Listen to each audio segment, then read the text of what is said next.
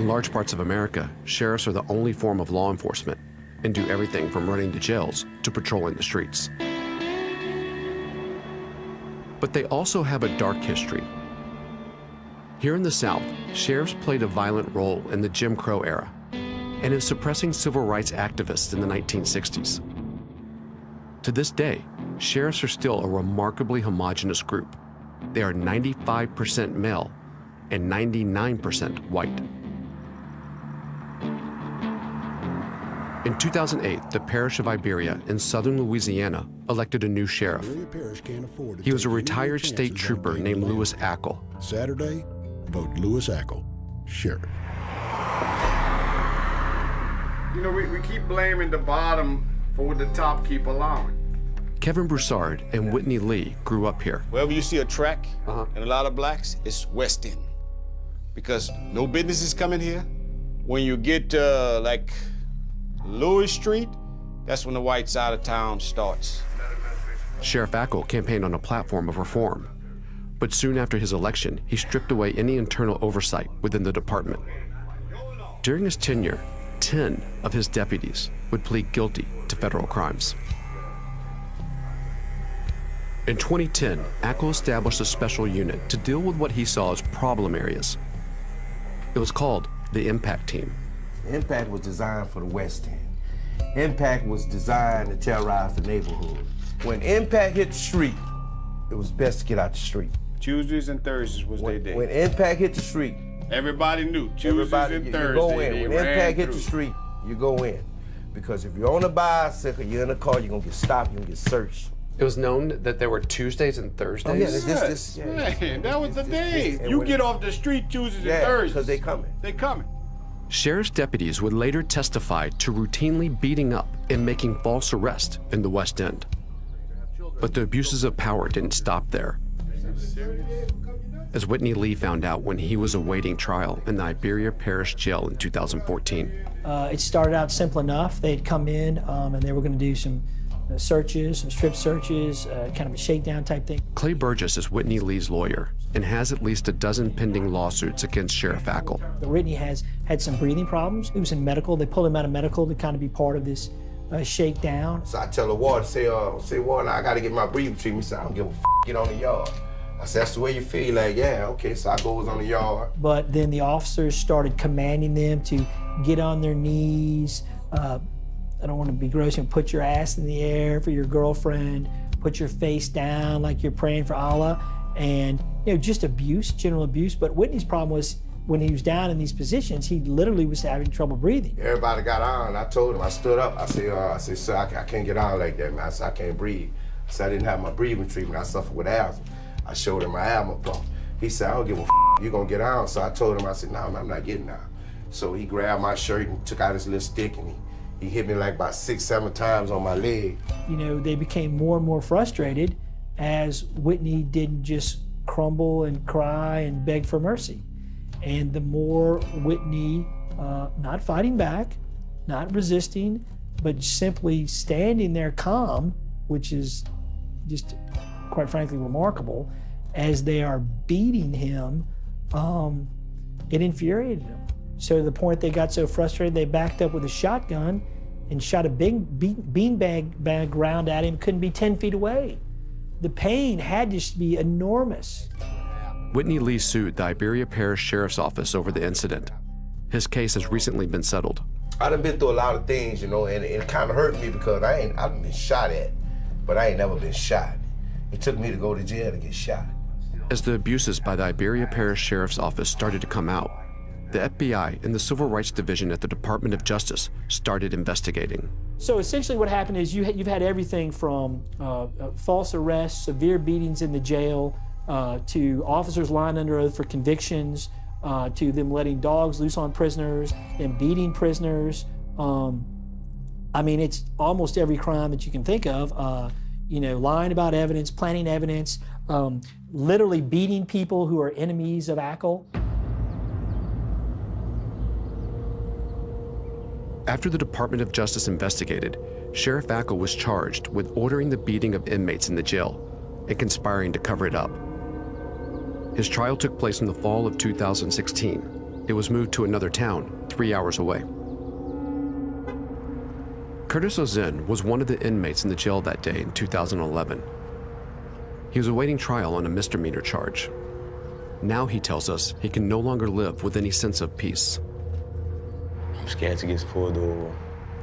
You know, I'm afraid I'll get stopped, and I don't know what an officer, what his vendetta could be, what his motive is. You know, I can't trust that, man.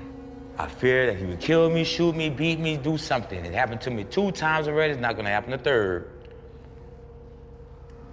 What do you mean it happened to you 2 times? In Iberia Parish, I was beaten in a chapel in a room like this. In the jail? In the jail. Beaten down, man, like a dog. In handcuffs.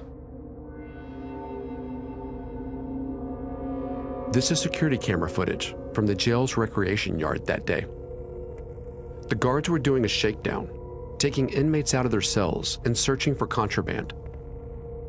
Curtis says someone near him insulted the guards. The deputies thought the comment came from him. Louis Ackle walks in the door.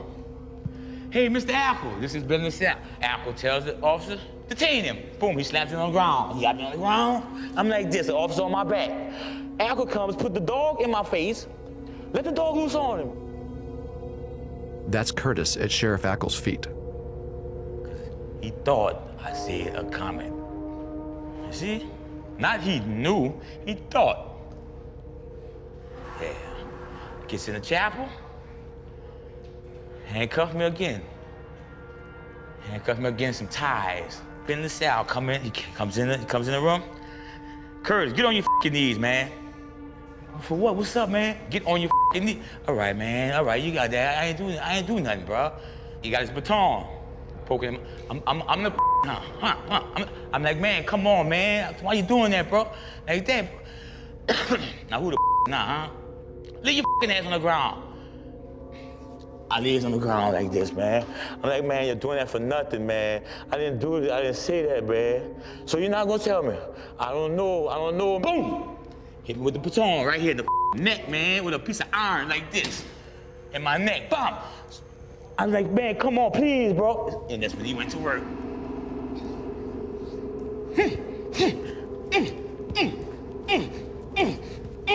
Mother, I told you, mother. Who now? Who now, mother? Huh? Man, you did that for nothing, man. I didn't say that, bro. Well, tell me who the said it. Cops to beat me up in the jailhouse where I'm supposed to be protected. And I'm in here on a misdemeanor. The lowest crime a person could commit, man. Word got to Curtis's mother, Dorothy Ozin, that he had been beaten in jail. She says it took her 2 days to finally get the warden on the phone. Tuesday morning, I called back, and then I finally spoke to him. And he told me, Miss Ozan, I don't know who giving you this information, but nothing happened to Curtis. Curtis is fine. I said, but I want to come over there. I want to see him for myself. Well, no, you can't come over here because it's against policy and this and that, and we can't let you see him. I said, well, looks like I'm gonna have to go a little bit further than you. About an hour, maybe an hour and a half later, he called me back. He said, Miss Ozan, we're gonna take him to the hospital. I said, what you mean take him to the hospital? I said, is it that bad? He said, well, he got a few scrapes, this and that, but we're gonna take him to the hospital just to have him checked out. It was 2 days before Curtis was taken to the hospital. I had a fracture under my eye, broken bone, broke fractured rib, a fracture in my kneecap from a baton stick. Why'd they take you to the chapel? Because it's isolated, soundproof. See what I'm saying? No you cameras? Oh, you want up in there, nobody's gonna hear you. No cameras? No cameras, no nothing. No sound, no nothing. And it's dug off in the jail. So they could take you in there, and from there to the hiding spot, the dungeon. They had it so planned out so good, man. And they was doing it on the regular. And the officers in Iberia Pass would tell you that. A cop gonna take you, I'm gonna beat your ass, boy. I'm gonna whip your ass. A cop. If I have any type of incident or anything going on in my household, I would refuse to call the police, man. Refuse. Ackle told them to do it. Ackle directed us to do it this way. No other way. This way. And that was the law. And he's still a sheriff of Iberia Parish? I don't understand. How certain are you that Ackle ordered the beating? I heard him tell them to deal with me accordingly. Well, what's accordingly? During Ackle's trial, former Deputy Sheriff Ben LaSalle testified, verifying the details of Curtis's story. He also said that Ackle ordered the beatings. Sheriff Ackle was tried before a mostly white jury. He was acquitted of all charges. After the trial, he blamed his deputies. One of the things that this case did was help eliminate rogues from the Iberia Parish Sheriff's Office who went beyond the law and beat on innocent people and planted drugs on innocent people and stole from drug dealers to go eat. That is totally opposite of what I am and what I've been. He declined our interview requests. With 10 of Ackle's deputies behind bars for their crimes, the city of New Iberia has voted to replace the sheriff's department with a new police force. Louis Ackle continues on as sheriff of the parish and is still in charge of the jail. While we were filming in southern Louisiana, 5 more sheriff's deputies from nearby towns were arrested for beating prisoners. It's not shocking to anyone. There's no ripple effect. There's no wave. There's no outrage. I mean, think about it. You're down here for just a number of days, and 2 different departments within 60 miles of here, 5 deputies are arrested for abusing prisoners. Right? I mean, I would think in another part of the country and maybe a bigger media market or whatever, that'd be. I mean, it made the news. Don't get me wrong, but I don't know 4 people that slowed down for it. Even years after the assault in the jail, Curtis Ozen is still struggling to deal with the trauma. I don't want to live like that. I don't want to live like that. I want to drive my daughter to the ball. I want to drive her to the movies. You know, I have a baby, man. A little baby girl, you know. I don't want her to go through that. I don't want her to know that her daddy living in constant fear of fucking police officers.